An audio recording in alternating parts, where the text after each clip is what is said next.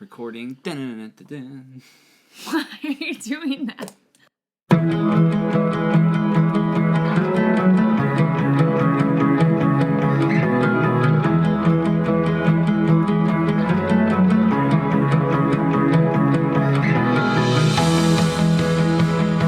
guys, welcome back. This is the Two Fit Travelers. This is Mike and Marissa. This is episode 2. What's up? We're excited you're here, back for another episode. What's new since our last recording? We drove 45 hours. Was it Home. really 45 hours? Yeah, home for Thanksgiving. 30 hours? 35, yeah, about 45 hours. We drove from Texas to Illinois and up from the bottom of Illinois to the top of Illinois and all the way back in 4 days. We were very thankful there was no real backtracking, but we did make it from Houston to Chicago and back to Houston in 5 days. Yeah. I guess it was 5 days. Yeah, so we're recording this shortly after our Thanksgiving holiday. Mm-hmm. Really wonderful time with family. Yeah, it was really fun. And we enjoyed the road trip. We were so productive. It was really great. Probably shouldn't talk about being productive while driving, but we worked well together as a team. Yeah, and we were safe. It wasn't like we were doing anything crazy. I didn't text and drive too much. Oh my gosh. But it was great. We celebrated your grandma's 90th birthday. Yeah. That was incredible. She had a lot of wisdom. Mm-hmm. We might put some of her videos in some of our stuff. Maybe we'll have her on the show. She can talk about all of the wisdom from a 90-year-old woman perspective. Yeah. What do you remember one of the things that she shared with us? She said, the thing that she said that stuck with me the most was that she wishes she didn't spend so much time trying to impress everybody else. Yeah, not worrying about what other people think. Yeah, she was like, now when you get to be my age, you realize that it doesn't matter at all what anyone thinks. It only matters, what you think and if you're happy. And I think that was a really valid point. And she really exemplifies that too. She'll make a joke and then she'll make fun of herself. And as other people in the room are making jokes about grandma this, grandma that, she'll just continue on being herself. Mm-hmm. She doesn't get affected. The coolest thing that she said to me that I took away was, she said, it's all about how you talk to yourself. Mm-hmm. And she said it in such a matter-of-fact way that it just clicked in my brain, duh, why? There are things that people say that just, they click right at the right moment. And I kept asking her questions all night. Mm-hmm. She's a cool lady. She is. Mm-hmm. Super cool. So what are we talking about today? So today on the podcast, we're going to cover a fun and exciting topic of how to choose your destination. Yeah. Choose destination. And do you know why we chose this one? Do you remember why?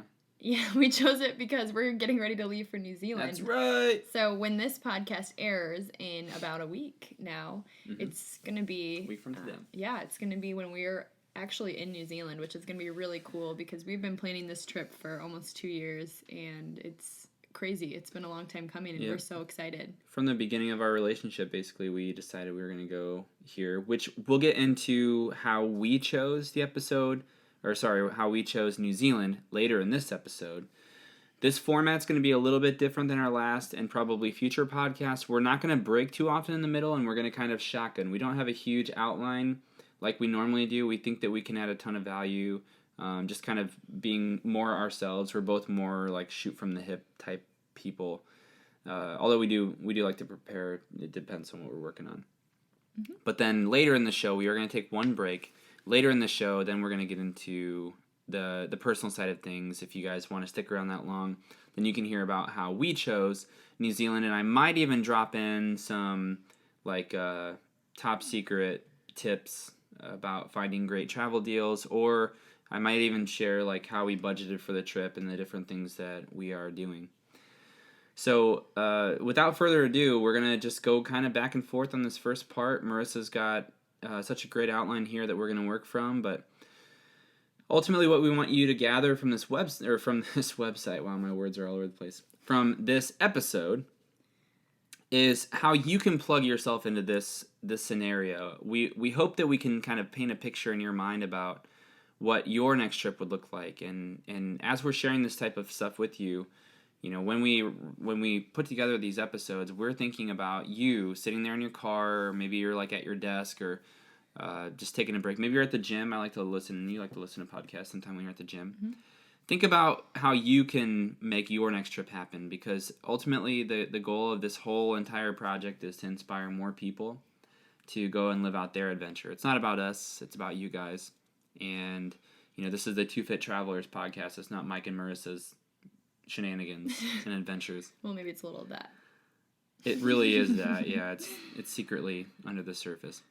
Without further ado, there's a little bit more ado. I need to make one quick shout out to a buddy of mine. His name's Mike, and I lost a bet about 2.5 weeks ago, and I owe Mike on this podcast at some point in the future, indefinitely, 100 push-ups while eating a burrito.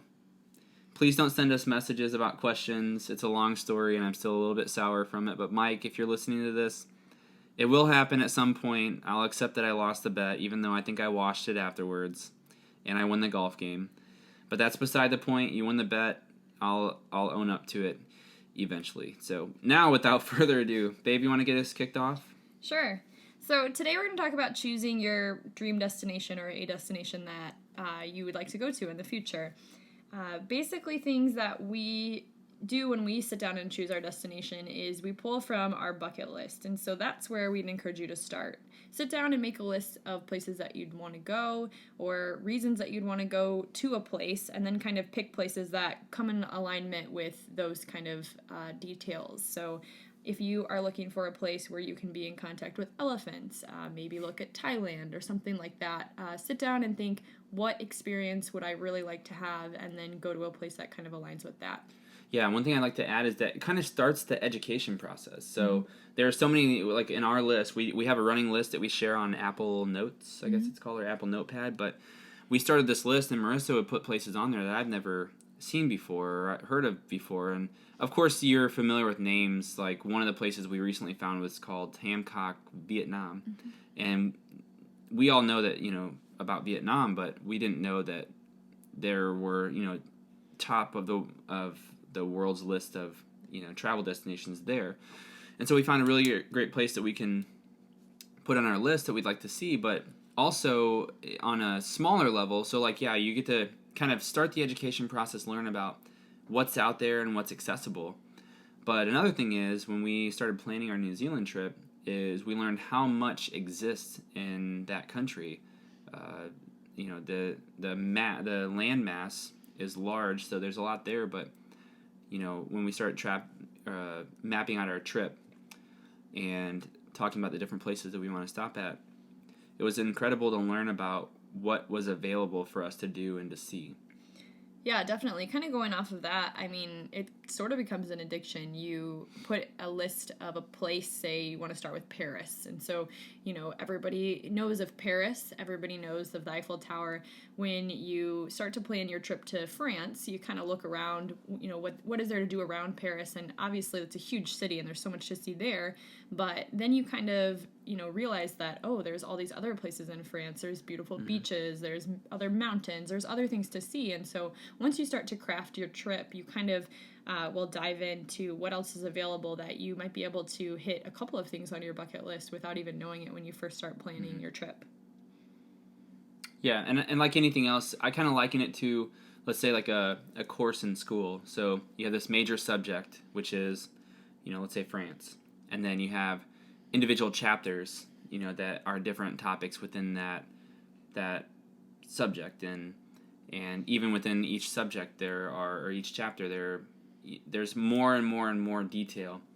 And you really miss out on a lot of the value when you only think of, let's say, France as Paris, the Eiffel Tower. There's so much more to France than that one thing, but you won't know that until you kind of dive into it. So it's really inspiring. It's an inspiring process to know what else is out there.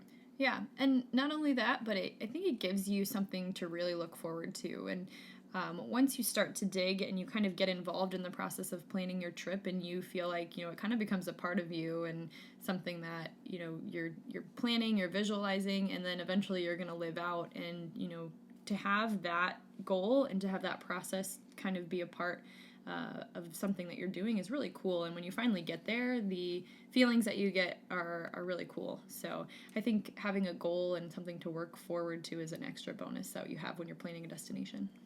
Yeah, I agree. So moving on, what's next? So we just have a couple tips that we want to offer to kind of make your trip, once you choose a destination, significant. So things that we like to do are to tie the trip to a significant event. So for example, we went to Hawaii. Our friend was getting married there, and that was kind of a reason to go. However, that kind of inspired us to pick a place. And so, he picked the location, Maui in Hawaii. And once we kind of had that as a background or as a significant event that would tie us to that place, we kind of started planning a trip around that. You don't have to have your friend's wedding. You can have your own event. Say you want to go on a honeymoon, or say you want to visit family somewhere, like our Mexico trip, things like that. If you find a reason to make your trip significant, that will give you a lot more drive and a lot more motivation to plan a trip and to kind of make that trip worthwhile. Yeah, I'll share another example. So some of you may be thinking like, well, it's a wedding, you kind of had to go, or, it's a wedding, so like you can't plan a wedding just to have a trip, right? But another example is we determined our race schedule for next year, so we really enjoy doing Spartan races. And one of our races is in May, over the weekend that my dad's birthday and Mother's Day happened to be on. And so we're making a huge trip around this race. My parents are going to come watch us because that's something that they love to do, and they haven't watched us in a while. It's going to be all of our first time to Boston. And right? For you? Yeah. You went to New York, but not Boston. All of our first time to Boston and to New England. It's going to be really beautiful. It's going to be during the summertime. And then we get to celebrate my dad's birthday and Mother's Day, all on the same weekend. To add icing to the cake, my dad actually has an older relative that doesn't get around much that he's able to stop and visit on their way to Boston. So we were able to kind of conjure up this really, really incredible experience out of just a simple... It all started with our race schedule, and we're like, well, what date is this? Oh, it happens to be here, here, here, and here. So the point that Marissa's trying to make is some of our favorite moments in trips have been something significant. So we went home for Thanksgiving. Thanksgiving happens every year. It's an incredible holiday, one of our favorite because we get to spend time with family. But the most significant part of that trip is that in addition to Thanksgiving and spending time with family, we got to see both of our families. We got to celebrate her grandma's 90th birthday, do all of these things in one jam-packed week, just a few days. And so we encourage you to make those memories. The significance to what makes the memories really special. Yeah, and definitely, the experiences and the people and the connections that you have during these trips are, some of the things that make your trip so significant and your destination actually stick in your mind. I'm sure there are lots of times that you've gone to places, like restaurants or places just, in your city that you don't really remember because there was not a significant event tied to that.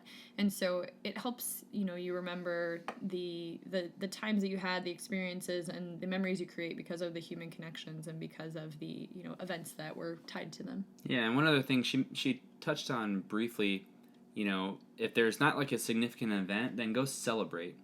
And I know from experience, because I've been told so many times that, like, Mike, you beat yourself up too much, you this and that. One thing that changed that for me and allowed me to start enjoying some of my minor successes is that I had a small celebration to enjoy the experience a little bit more. And I know a lot of you out there probably aren't celebrating your wins, so I would encourage you, if you are looking to we'll get into this when we talk about budget briefly, but let's say you don't have a cause for travel, but you kind of have this desire to.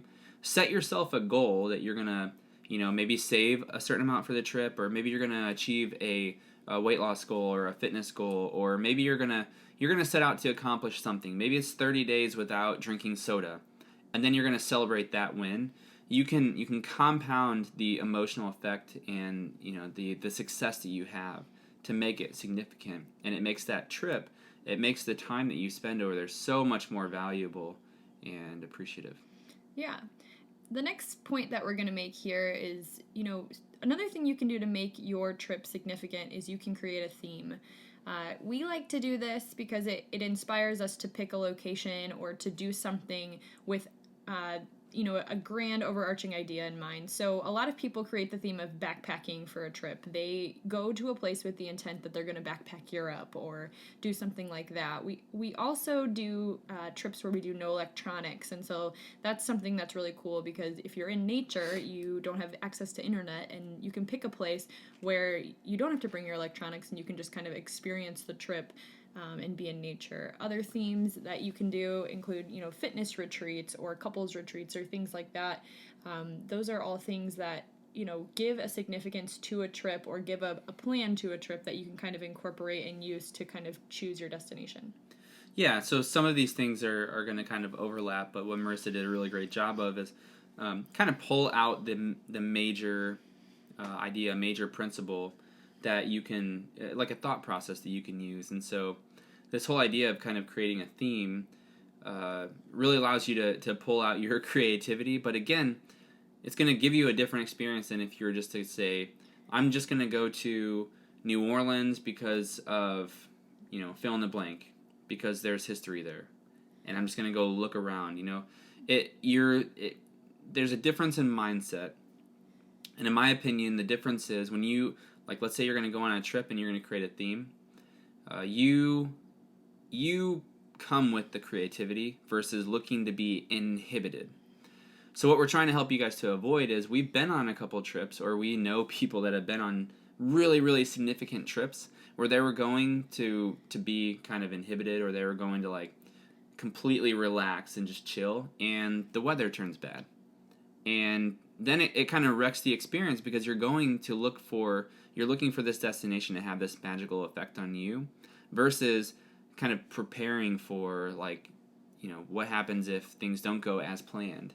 You go in there with a plan, you allow it to be flexible, but you create the magic, you create what you want the trip to be versus allowing it to be controlled by outside factors. That's good. I like that. Yeah. It's deep. Yeah. It's nice. Philosophical. Yeah. Philosophical.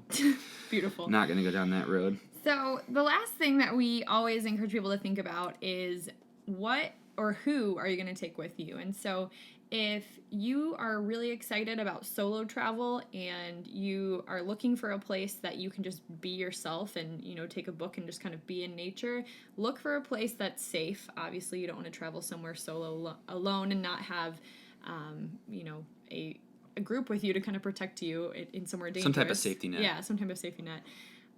But if you are, looking for something else, like maybe you want to go on a couples trip, or maybe you want to go somewhere with family, can your family get around there? There's all these factors that kind of go into who you want to bring with you on your trip.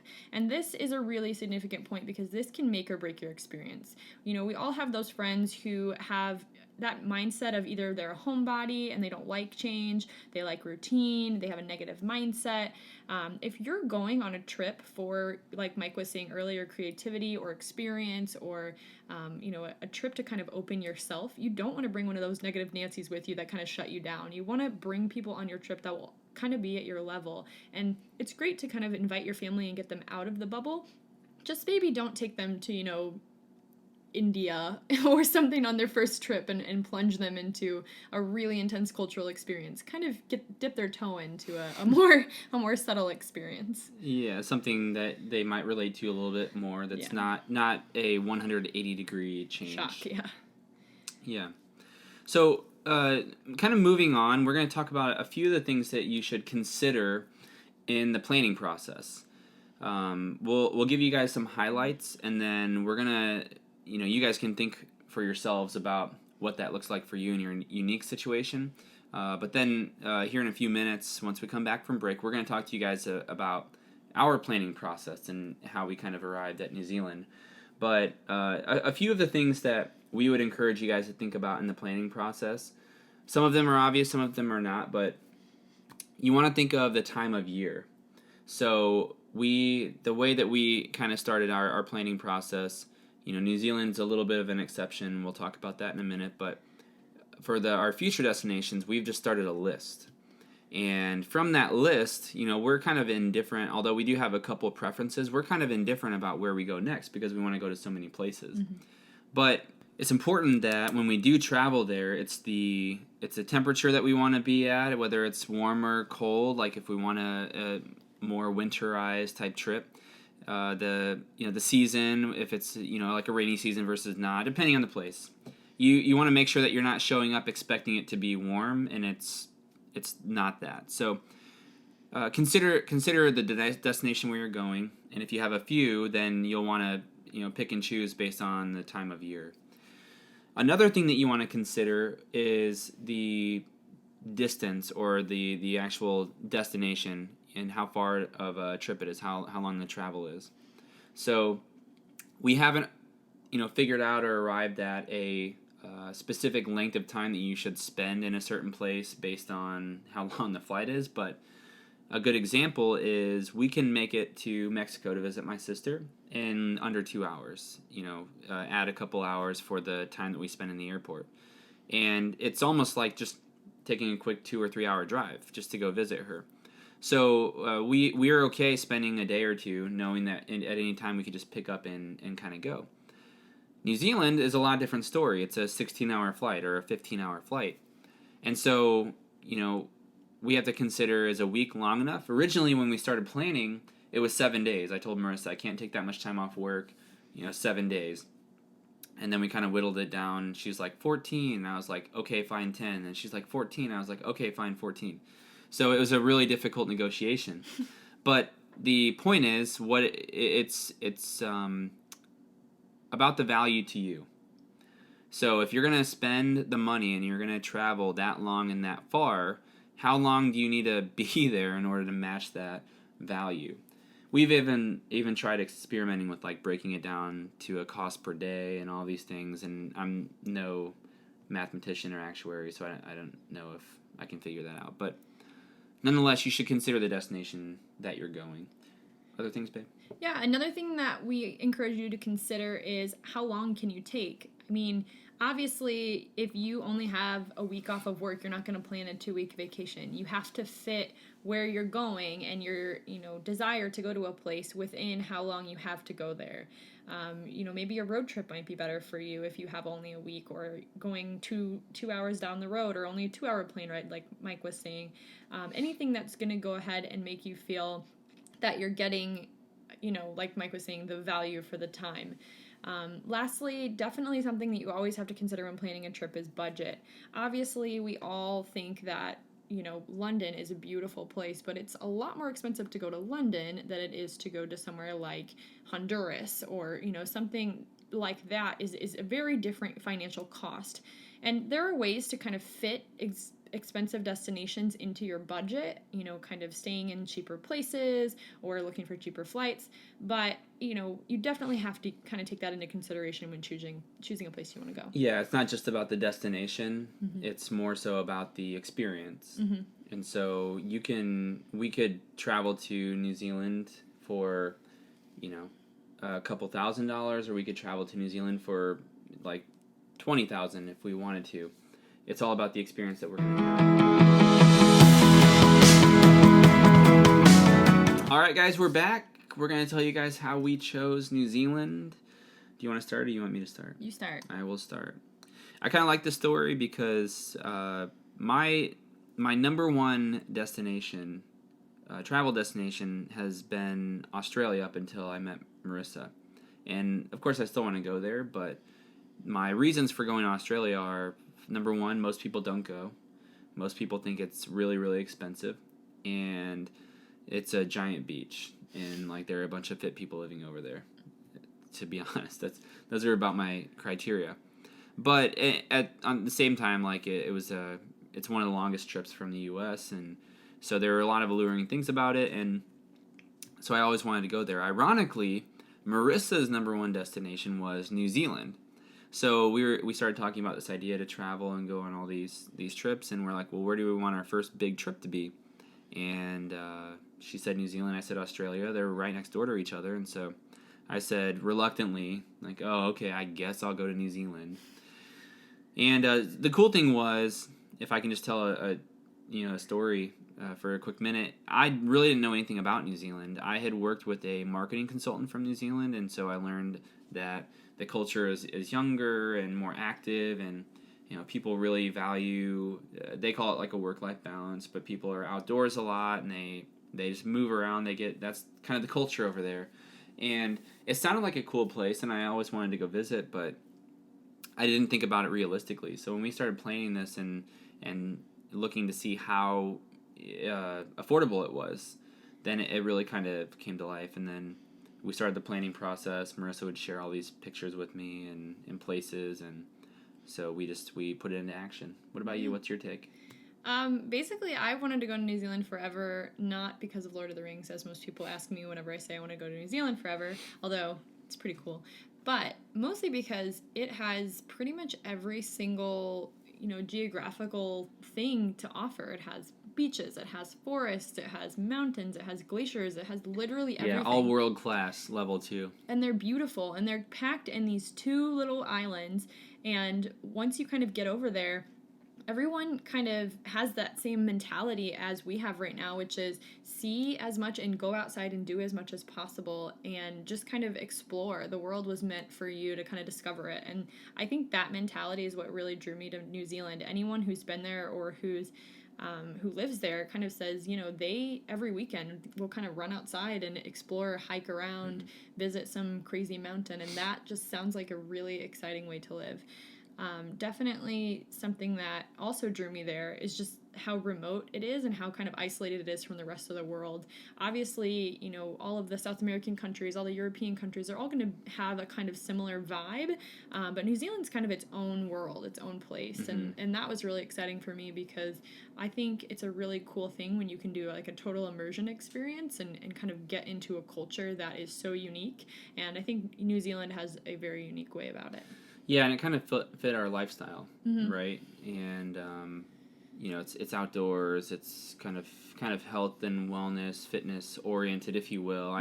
Natives probably wouldn't describe it that way, but at least on paper, from what we're looking to expect, that's kind of what it's like. And so we really relate to that. But also, we talked about a minute ago. It's a location that most people don't go. When we're thinking about the whole reason why we do this podcast and why we do this platform is we wanted to inspire people, and we felt like really stretching ourselves out of our comfort zones, which is what this trip is doing and what's been doing over the last several months, is we could really stretch other people. Like, holy cow, Mike and Marissa are going to New Zealand. I don't know if I could do that, but like maybe I'll go someplace only 5 hours away instead of 16 hours away, or something like that. It was, of course, a selfish ambition at first, but then we kind of realized along the way how much of an impact it could have if we really made this thing happen.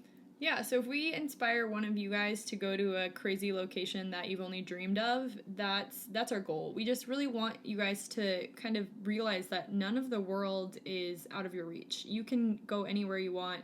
You can make any trip come to life. I mean, this trip has been a 2-year dream in the making, and we have sat down and hammered out the details and whittled down the budget and kind of gone back and forth on what we want to do. But this trip in general is still what we dreamed of, when we first kind of started planning it, which is really, really cool that it's about to happen.